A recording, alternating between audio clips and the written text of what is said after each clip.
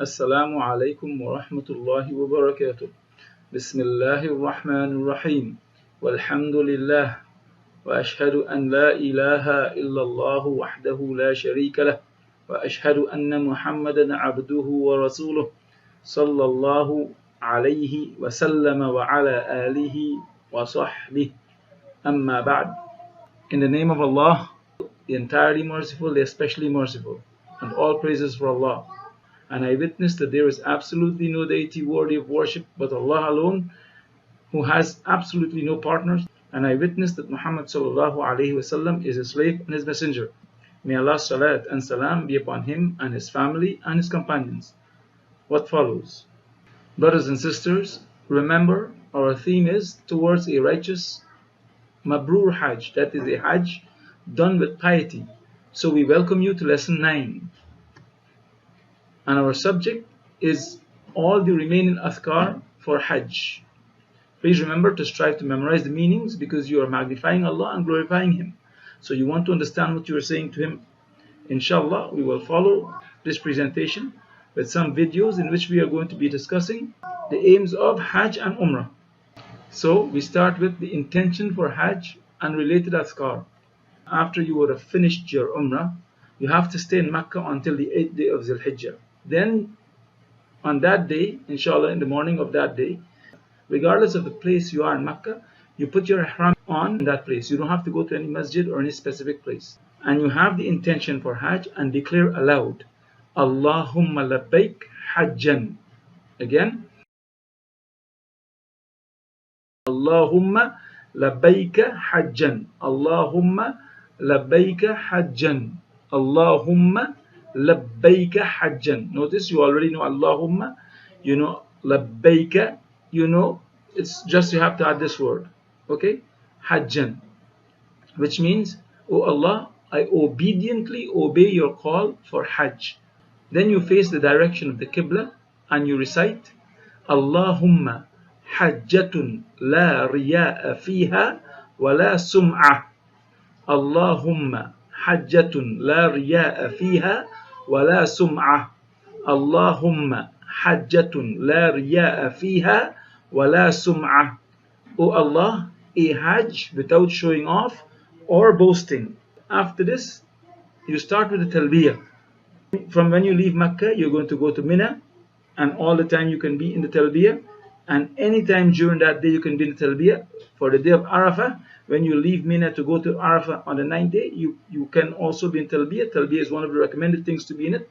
لبيك اللهم لبيك لبيك لا شريك لك لبيك إن الحمد والنعمة لك والملك لا شريك لك. Then when you come back to Muzdalifah on the night of the 10th, you can say talbiyah until when you go to the Jamratul Aqaba and you stone. Until that time you say the talbiyah, inshallah. And we have already discussed the meaning, so we're not going to put it here. Now, during the time for Arafah, you can also say, and this is the best dhikr for Arafah, inshallah. We already discussed this. La ilaha illallah wahdah, which means there is no deity worthy of worship except Allah alone. La sharika lah, which means who has absolutely no partners. Lahul mulku wa lahul hamd, which means to him belongs all sovereignty and all praise.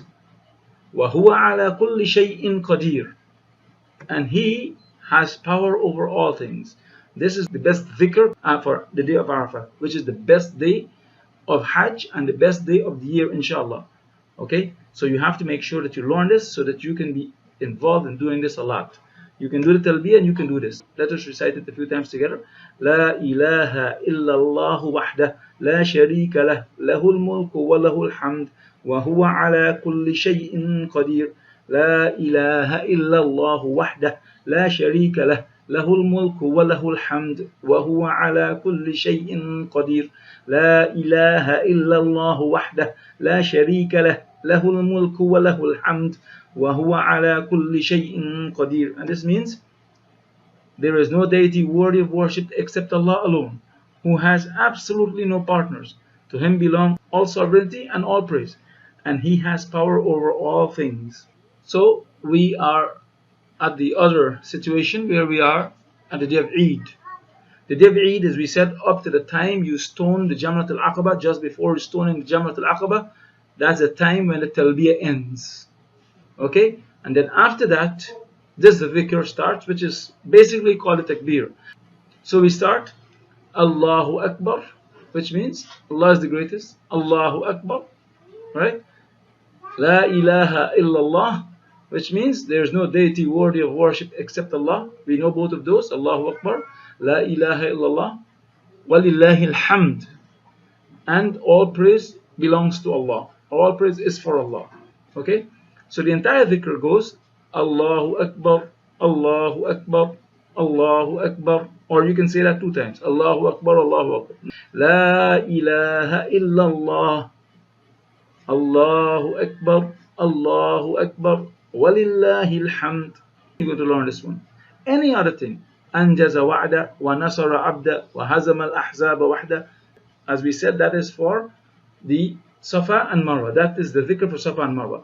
For the day of Eid, the established dhikr for the takbir, for Eid and all the other days until the 13th of Dhul Hijjah.